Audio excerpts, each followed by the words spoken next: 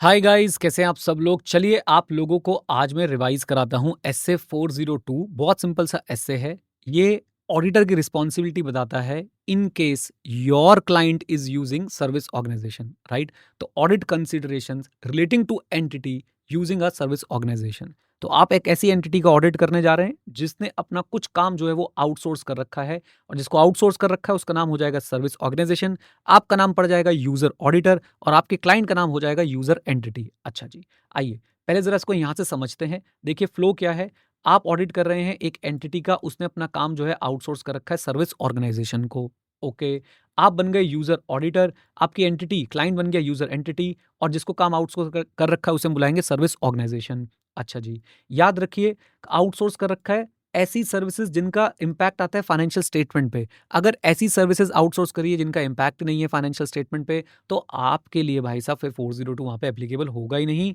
यानी कि the services which are outsource must be relevant for financial statement. For example payroll processing, for example accounting, ये दोनों याद रख लीजिए। अगर हाउसकीपिंग का काम आउटसोर्स करा है भैया, मेरे लिए रेलेवेंट बिल्कुल भी नहीं है। चलिए, अच्छा जी, अब यहाँ पे होगा क्या, जरा ध्यान से समझिए।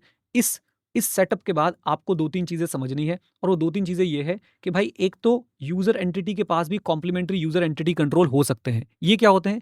ये वो कंट्रोल्स हैं, ये वो कंट्रोल्स हैं जो उन सर्विसेज के लिए रेलेवेंट है जो आउटसोर्स कर रखा है। देखिए, आपने अपनी सर्विसेज पेरोल प्रोसेसिंग आउटसोर्स कर दी, लेकिन पेरोल के जो डेटा की इंटीग्रिटी है वो मेंटेन करना यूजर एंटिटी का काम है। तो ये हो गया complementary user entity control. Auditor ने कहां कहां पर यूज करेगा मैं बताऊंगा आपको। अच्छा जी, ये टर्म भी क्लियर हो गया, वेरी गुड। अब जरा मेरी बात को सुनिए, ऑडिटर का काम यहाँ पे है क्या क्या। ऑडिटर का काम यहाँ पे है क्या क्या, जरा ध्यान समझिएगा। ऑडिटर का अल्टीमेट ऑब्जेक्टिव सेम रहने वाला है, he has to report on the financial statement of the user entity, right. अब उसके लिए ऑडिटर को क्या करना पड़ता है? ऑडिटर को 315 और 330 करना पड़ता है, 315 एंड 330। यानी auditor has to identify and assess the risk of multiple statement to understand the entity, its environment and internal control, right. तो ऑडिटर को आईए रोमम करना पड़ेगा, अंडरस्टैंड करना पड़ेगा एंटिटी को, उसके इंटरनल कंट्रोल को, उसके एनवायरमेंट को, राइट। अब यहाँ पे इस अंडरस्टैंडिंग के लिए उन सर्विसेज की भी अंडरस्टैंडिंग ऑब्टेन करनी पड़ेगी जो आउटसोर्स कर रखी है, राइट। यहाँ पे इस अंडरस्टैंडिंग के लिए 315 के लिए उन सर्विसेज की भी अंडरस्टैंडिंग ऑब्टेन करनी पड़ेगी जो आउटसोर्स कर रखी है, और उसकी वजह से क्या रोमम है ये भी अंडरस्टैंड करना पड़ेगा, और उस रोमम को प्रॉपरली रिस्पॉन्ड भी करना पड़ेगा। 402 का 402 का पूरी समरी यही है कि 315 और 330 कैसे लगेगा in relation to the services which are outsource. यानी उन सर्विसेज की अंडरस्टैंडिंग कैसे ऑब्टेन करनी है, और साथ साथ में उन्हें फिर प्रॉपरली रिस्पॉन्ड जो है वो कैसे करना है। आ जाइए। सो ऑडिटर को आईसी कंसिडर करना है एट एसओ फॉर आईए रोमम। मतलब ऑडिटर को अब इंटरनल कंट्रोल को कंसिडर करना पड़ेगा, इवन जो सर्विस ऑर्गेनाइजेशन का इंटरनल कंट्रोल है उसे भी कंसिडर करना पड़ेगा फॉर आइडेंटिफाइंग एंड असेसिंग दी रोमम। अच्छा जी, नाउ अब आईसी ऑफ एसओ पे रिपोर्ट आती है, उस रिपोर्ट पे हम चर्चा करेंगे। और अभी के लिए जरा ये देखिए, उसे ऑडिटर को कॉम्प्लीमेंट्री यूजर एंटिटी कंट्रोल्स भी चेक करने पड़ेंगे। वो क्या थे? कॉम्प्लीमेंट्री यूजर एंटिटी कंट्रोल वो कंट्रोल्स हैं जो यूजर एंटिटी में लगे हुए हैं in relation to the services which is being outsource to the service organisation. अच्छा, ये इसके बाद मैं आपसे रिक्वेस्ट करूंगा कि आप मेरे साथ आए इस वाले चार्ट पे। इस पूरे स्टैंडर्ड का फ्लो आप एक बार समझ लीजिए। इस स्टैंडर्ड का फ्लो कैसे काम करता है? सबसे पहली बात आप देखेंगे क्या जो सर्विस ऑर्गेनाइजेशन की सर्विसेज है वो रेलेवेंट है। फिर आप लोग क्या करेंगे? Identifying assess the risk of material statement. उसमें हमारे पास जो है वो ये 3 पार्ट्स आने वाले हैं, राइट। एंड देन हम लोग रिस्पॉन्ड बनाएंगे, यानी ये 330 का काउंटर पार्ट होने वाला है। एंड फिर हम लोग जो है वो रिपोर्टिंग करेंगे, और एक छोटा सा टॉपिक है फ्रॉड और नॉन कंप्लाइंस वाला, वो हम कवर कर लेंगे। तो सबसे पहले अब हम लोग क्या काम करने जा रहे हैं? सबसे पहले हम लोग आइडेंटिफाई और असेस करने जा रहे हैं रिस्क ऑफ मटेरियल स्टेटमेंट को। आइए वो कैसे करते हैं, आइए मैं आपको यहाँ पे दिखाता हूँ। इधर देखिए, नहीं सबसे पहले मैं काम करते हैं, हम लोग अंडरस्टैंडिंग ऑब्टेन कर लेते हैं कि भाई ये जो सर्विस ऑर्गेनाइजेशन की सर्विसेज हैं whether they are relevant for the financial statement of the user entity और नॉट। आइए तो वो कैसे करेंगे, देखिए। एक सर्विस ऑर्गेनाइजेशन की services financial statement of user entity के लिए तभी रेलेवेंट होंगी जब वो 6 में से किसी एक चीज पे इंपैक्ट डाल रही है। किस चीज पे? यूजर एंटिटी की ट्रांजैक्शंस पे इंपैक्ट डालती है, और वो ट्रांजैक्शन बहुत ज्यादा सिग्निफिकेंट है।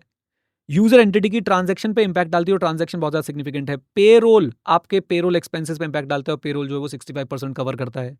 यूजर एंटिटी के प्रोसेसेस पे इंपैक्ट डालती है, जिस प्रोसेस से यूजर एंटिटी ट्रांजैक्शन को इनिशिएट करती है, रिकॉर्ड करती है, प्रोसेस करती है, करेक्ट करती है। यूजर एंटिटी के अकाउंटिंग रिकॉर्ड्स पे इंपैक्ट डालती है। 3 बातें, ट्रांजैक्शन पे इंपैक्ट डाल रही है, प्रोसेसेस पे इंपैक्ट डाल रही है, अकाउंटिंग रिकॉर्ड्स पे इंपैक्ट डाल रही है। अच्छा जी, उसके साथ साथ ध्यान से और किस पे इंपैक्ट डालती है? फाइनेंशियल रिपोर्टिंग प्रोसेस पे इंपैक्ट डालती है। The financial reporting process used by user entity to prepare financial statement including disclosures as well as accounting estimates. Journal entries पे इंपैक्ट डालती है। यूजर एंड जब भी याद रखिए सर्विस ऑर्गेनाइजेशन की सर्विसेज इनमें से किसी भी इंपैक्ट डाल रही है तो वो रेलेवेंट है। रेलेवेंट है तो मैं आइए रोम करूंगा, रिस्पॉन्स करूंगा, राइट। अभी के लिए रेलेवेंस समझने के लिए आपने देखा transaction, procedures, accounting records, financial reporting process, journal entry. और किस पे इंपैक्ट डालती है? यूजर एंटिटी कैसे इवेंट्स और ट्रांजैक्शन को कैप्चर करती है, कैसे इवेंट और ट्रांजैक्शन के लिए अकाउंटिंग करती है, कैसे इवेंट और ट्रांजैक्शन को रिकॉग्नाइज करती है, उसके ऊपर भी इंपैक्ट डालती है, राइट। तो ये हो गई हमारी सारी वो बातें जो आपको ध्यान में रखनी है सर्विस की रेलेवेंस को एस्टैब्लिश करते समय। एक बार सर्विस की रेलेवेंस एस्टैब्लिश हो गई तो हम लोग कहाँ जाते हैं? तो हम लोग जाते हैं कहाँ, क्या करने? Identifying and assessing the risk of material misstatement करने के लिए। अभी आइडेंटिफाइंग एंड असेसिंग द रोमम कैसे होगा, आइए आपको वो बता देता हूं। सबसे पहले ऑडिटर ये देखेगा, auditor will obtain understanding how user entity uses the service organisation in operation. आप देखिए, आप ऑडिटर हैं, आप क्या कर रहे थे? आप लोग जो हैं वो 315 लगा रहे हैं। 315 लगाते समय आपने देखा भाई सर्विस ऑर्गेनाइजेशन भी यूज्ड है। तो अब आप लोग एक चीज और चेक करेंगे और वो चीज क्या है कि भाई कैसे यूजर एंटिटी जो है वो सर्विस ऑर्गेनाइजेशन की सर्विसेज को यूज कर रही है ऑपरेशंस के अंदर, राइट। अब ये समझने के लिए कि सर्विस ऑर्गेनाइजेशन की सर्विसेज ऑपरेशन में कैसे यूज हो रही है, हम ये 4 बातें जो है वो चेक करेंगे। सबसे पहली बात हम लोग ये चेक करने वाले हैं कि भाई किस तरह की सर्विसेज प्रोवाइड की जा रही है और उसके कितनी इंपॉर्टेंस है एंटिटी के लिए। मान लीजिए, मैंने नीचे एग्जांपल भी दे रखा है, मान लीजिए वेयर हाउसिंग, ऑर्डर प्रोसेसिंग और शिपिंग की सर्विसेज ले रहे हैं हम लोग, और ये सारी सर्विसेज तो हमारे लिए बहुत ज्यादा क्या है, रेलेवेंट है। हम एक रिटेल कंपनी है, हमारे लिए वेयर हाउसिंग, ऑर्डर प्रोसेसिंग और शिपिंग बहुत ज्यादा रेलेवेंस जो है रखती है। फिर हम लोग क्या देखेंगे? ट्रांजेक्शन्स की नेचर एंड मटेरियलिटी क्या है, किस तरह की ट्रांजेक्शन जो है वहां पे एग्जीक्यूट हो रही है। मैंने देखा भाई ये तो सारे कस्टमर के ऑर्डर प्रोसेस कर रहे हैं, इन्वेंट्री लेवल मैनेज कर रहे हैं, ये ट्रांजेक्शन तो बहुत ज्यादा मटीरियल है, इनका डायरेक्ट इंपैक्ट मेरे सेल्स पर और इन्वेंट्री के फिगर पे आता है। तो मैंने नेचर ऑफ सर्विस, उनका सिग्निफिकेंस समझा, ट्रांजेक्शंस का नेचर और मटेरियलिटी समझा। फिर मैंने देखा डिग्री ऑफ इंटरेक्शन कितनी है। डिग्री ऑफ इंटरेक्शन से क्या मतलब है? आप ये देखिए, इस केस में बहुत हाई इंटरेक्शन है। जो शॉप स्मार्ट का सेल सिस्टम है वो डायरेक्टली इंटीग्रेट करता है फास्ट शिप से, यानी लॉजिस्टिक वाली कंपनी से, और ऑलमोस्ट जो है वो डेली बेसिस पे जो है वो इंटरेक्ट करता है, डेली बेसिस पे मल्टीपल टाइम्स जो है इंटरेक्ट करता है। फिर मैं साथ में समझना चाहूंगा नेचर ऑफ रिलेशनशिप क्या है। नेचर ऑफ रिलेशनशिप क्या है यूजर एंटिटी और सर्विस ऑर्गेनाइजेशन के बीच में। नेचर ऑफ रिलेशनशिप क्या है यूजर एंटिटी और सर्विस ऑर्गेनाइजेशन के बीच में, उनके कॉन्ट्रेक्चुअल टर्म्स क्या है, ये सारी चीजें मैं जानना चाहूंगा। यहां से मुझे अंडरस्टैंडिंग मिल जाएगी किसकी, I have started obtaining understanding of the services provided by the service organisation, right. और उनका इंपैक्ट मेरे ऑपरेशंस पे क्या है। अच्छा जी, एक बात आपने और ध्यान रखनी है, वो क्या है? जब ध्यान से पढ़िएगा मेरे साथ, वो है आपकी कॉम्प्लीमेंट्री यूजर एंटिटी कंट्रोल्स को लेके। कि देखिए, जब आप लोग 315 कर रहे होंगे यूजर एंटिटी में, तो यूजर ऑडिटर को क्या करना है? डिजाइन एंड इंप्लीमेंटेशन पे भी ध्यान देना है कि भाई इनका कॉम्प्लीमेंट्री यूजर एंटिटी कंट्रोल्स जो है प्रॉपर्ली डिजाइन और इंप्लीमेंटेड है या नहीं है। ओके, आप इसको ऐसा समझ सकते हैं, मान लीजिए एक कंपनी ने अपना पेरोल प्रोसेसिंग आउटसोर्स कर रखा है, तो अब भाई आपने देखना है जो कंपनी ने आउटसोर्स कर दिया, क्या वो खुद भी कभी रिव्यू करती है सैलरी रिपोर्ट्स को, टीडीएस डिडक्शंस को? क्या वो कभी इंप्लॉय डेटा को जो अपडेशन होना चाहिए था वो प्रॉपर्ली अपडेट करती हैं या नहीं करती हैं? और अगर वो नहीं कर रही हैं तो भाई सब यूजर एंटिटी वाले कॉम्प्लीमेंट्री यूजर एंटिटी कंट्रोल जो है मिसिंग है, और रोमम जो है वो ज्यादा हो जाएगा। अल्टीमेट हमारा गोल क्या था? हमें आइडेंटिफाई और असेस करना है किसको? रोमम को। आइडेंटिफाई और असेस करना है रोमम को। रोमम को आइडेंटिफाई और असेस करते समय मैंने सबसे पहले तो सर्विस ऑर्गेनाइजेशन जो सर्विसेज देती है उसका इंपैक्ट क्या आता है ऑपरेशंस पे, मैंने वो समझ लिया। लेकिन साथ साथ मैंने कॉम्प्लीमेंट्री यूजर एंटिटी कंट्रोल भी समझा है। उसी से तो मैं समझ पाऊंगा कि भाई यहाँ पे रिस्क ऑफ मिडिल स्टेटमेंट ज्यादा है या कम है। चलिए, मैंने ये किया। अब इसके बाद नेक्स्ट स्टेप मेरे पास क्या आएगा? अब आइडेंटिफिकेशन एंड असेसमेंट ऑफ रोमम में ही ऑडिटर अब फाइनली क्या करेगा? ऑडिटर डिटरमाइन करेगा क्या उसे सफिशिएंट अंडरस्टैंडिंग मिल गई है of the service organisation services. क्या उसे सफिशिएंट अंडरस्टैंडिंग मिल गई है of the service organisation services, और उनका क्या इफेक्ट आ रहा है, और उनका क्या इफेक्ट आ रहा है ऑन इंटरनल कंट्रोल, वो ये चेक करेगा। At the end of applying 402 315 counter part, मतलब 315 जैसे हम लोग करते हैं वैसे 402 में हम लोग जो है रिस्क असेस करेंगे, और हम लोग ये अंडरस्टैंड करेंगे क्या जो सर्विस ऑर्गेनाइजेशन देती है उसकी अंडरस्टैंडिंग मुझे मिल चुकी है, उसका इंपैक्ट क्या है इंटरनल कंट्रोल में मुझे मिल चुकी है, so that I am in a position to, हाँ जी, so that I am in a position to identify and assess the RoMM. अगर हाँ तो भाई साहब बढ़िया, अगर ना अगर मिल गई तो ठीक है भाई, मैं आगे बढ़ जाऊंगा। अगर नहीं मिली है अंडरस्टैंडिंग, तो उस केस में मुझे क्या करना पड़ेगा, वो अंडरस्टैंडिंग ऑब्टेन करनी पड़ेगी of the services of the organisation, their effect on internal control, so that I can do identify, so that I can identify and assess the ROMM. वो मैं कैसे करने वाला हूं, जरा ध्यान से सुनिएगा। आई विल ऑब्टेन टाइप 1 और type 2 report. I will contact the service organization through the user entity. I will मतलब user entity का auditor.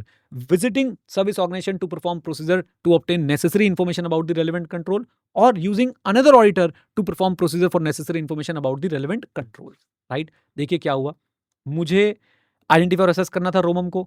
आइडेंटिफाई और असेस करने के लिए मैंने सबसे पहले क्या लिया, मैंने अंडरस्टैंडिंग लेनी है उन सर्विसेज की which are provided by service organisation, right. और साथ साथ में मुझे भाई कॉम्प्लीमेंट्री यूजर एंटिटी कंट्रोल की भी अंडरस्टैंडिंग लेनी है। बिल्कुल ठीक है। अब जरा ध्यान से सुनिए, मैंने सबसे पहले सर्विसेज की अंडरस्टैंडिंग ली, मैंने nature of services and significance of service देखा, nature and materiality of transactions देखे, वो क्या प्रोसेस कर रहे हैं, मैंने डिग्री ऑफ इंटरेक्शन देखी, नेचर ऑफ रिलेशनशिप देखा, complementary user entity control check किया। फिर उसके बाद मैं अपना कंक्लूजन बना रहा हूं कि whether I was able to obtain sufficient understanding of the service organization services and their impact on internal control so that I was in a position to identify and assess the ROMM। अगर हाँ, very good. अगर ना, तो मुझे 4 काम जो है वो करने पड़ जाएंगे। ओके, चलिए, आइडेंटिफिकेशन एंड असेसमेंट ऑफ रोमम वाला पार्ट जो है यहाँ पे आके हो जाता है हमारा कंप्लीट। अब जरा चलते हैं और नेक्स्ट मुद्दे को देखते हैं, रिस्पॉन्स को देखते हैं, रिस्पॉन्स को, राइट। यहाँ पे एक छोटा सा टॉपिक और है, यूजिंग T1 T2 रिपोर्ट, वो मैं आपको बता देता हूँ जरा। पहले तो T1 T2 रिपोर्ट को यहाँ पे जल्दी से रिवाइज कर लीजिए। T1 type 1, T2 type 2। Type 1 report is all about design and implementation only. याद रखिएगा, किसने बनाई है, सर्विस ऑर्गेनाइजेशन के ऑडिटर ने ये रिपोर्ट बना के भेजी है मेरे पास। Okay, design and implementation only. Type 2 design plus implementation and operating effectiveness. Type 1 as on specific date होती है। Type 2 over a period of time आपको दी जाती है, यानी समझ लीजिए बैलेंस शीट की तरह, P&L की तरह, right. Then understanding of controls के लिए इसको यूज किया जाता है, और इसे अंडरस्टैंडिंग और टेस्टिंग ऑफ कंट्रोल्स के लिए भी यूज किया जा सकता है। यानी ये सिर्फ आपको 315 के एस्पेक्ट में हेल्प करती है, आपको 330 में भी हेल्प करती है। इसकी वजह से आप लोग अपने फर्दर ऑडिट प्रोसेस रिड्यूस नहीं कर सकते हैं, लेकिन इसकी वजह से आप लोग अपने फर्दर ऑडिट प्रोसेस जो है वो रिड्यूस कर सकते हैं, राइट। क्योंकि यहाँ पे ऑपरेटिंग इफेक्टिवनेस पे भी चर्चा है। बेसिकली सब्सटैंटिव प्रोसेस आप थोड़े से अपने यहाँ पे रिड्यूस कर सकते हैं। आइए देन अब बात करते हैं यूजिंग टाइप 1 और टाइप 2 रिपोर्ट। अगर आपके पास चाहे टाइप 1 है या टाइप 2 है, कोई भी आप लोग रिपोर्ट यूज करना चाहते हैं, तो सुनिए मेरी बात को। आप सबसे पहले क्या करेंगे, आप रिपोर्ट की वैलिडिटी को असेस करेंगे। आप रिपोर्ट की वैलिडिटी को असेस करेंगे कैसे, before using the report you will check the competence of the auditor of the service organisation. You will check the competence of the auditor of the service organisation. Basically service auditors competence you are going to check. Competence मतलब कितना skilful है, उसके पास कितनी education है, कितना experience है, etcetera etcetera. But अगर वो ICAI का मेंबर है, don't check the competence. Secondly, you have to check the independence in all the cases, whether he is the member of ICAI और नॉट। इंडिपेंडेंस हर case में check होगा, competence तभी check होगा जब वो ICAI का मेंबर नहीं है। उसके बाद सेकंड, आपने देखना है क्या ये रिपोर्ट्स कुछ स्टैंडर्ड्स को फॉलो करके बनी है, confirm that the report is based on adequate standards और नॉट। अच्छा जी।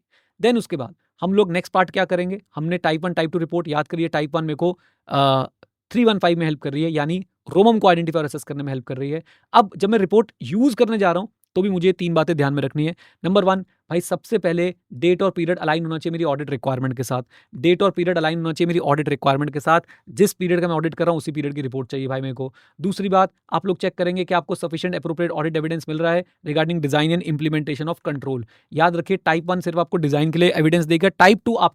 टाइप 2 रिपोर्ट जो है आपको ऑपरेटिंग इफेक्टिवनेस के लिए भी ऑडिट एविडेंस देता है। टाइप 1 डिजाइन और इंप्लीमेंटेशन के लिए आपको ऑडिट एविडेंस देता है, राइट। अच्छा, फिर साथ साथ में मैं एक चीज और टेस्ट करूंगा, I will identify complementary user entity controls.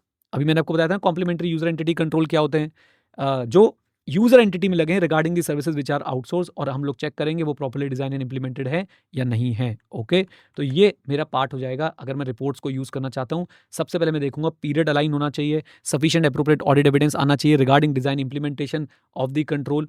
Reports पढ़ के, टाइप 2 है तो ऑपरेटिंग इफेक्टिवनेस का भी एविडेंस मिलेगा। एंड उसके बाद point number 3, complementary user entity control को आइडेंटिफाई करूंगा और चेक करूंगा वो ढंग से काम कर रहे हैं या नहीं। चलिए, अब हम आ जाते हैं नेक्स्ट पार्ट पे। और नेक्स्ट पार्ट हमारे पास क्या आता है, हमने रिस्क को असेस कर लिया है। ये देखिए हम यहाँ पे पहुंच चुके हैं। हमने चेक किया सर्विसेज रेलेवेंट है कि नहीं। हमने देखा कि भाई जो सर्विसेज प्रोवाइड करते हैं उनका क्या रेलेवेंट हमारे ऑपरेशन के लिए, हमारे कितना रेलेवेंस है, राइट। देन उसके बाद हमने ऑडिटर की कंसिडरेशन देख ली, टाइप 1 टाइप 2 रिपोर्ट कैसे यूज करना है ये देख लिया। अब रिस्पॉन्स पे चलते हैं। तो रिस्पॉन्स में क्या है, बहुत सिंपल बातें हैं, जरा मेरे साथ जुड़िएगा। आइए मेरे साथ आ जाओ जी।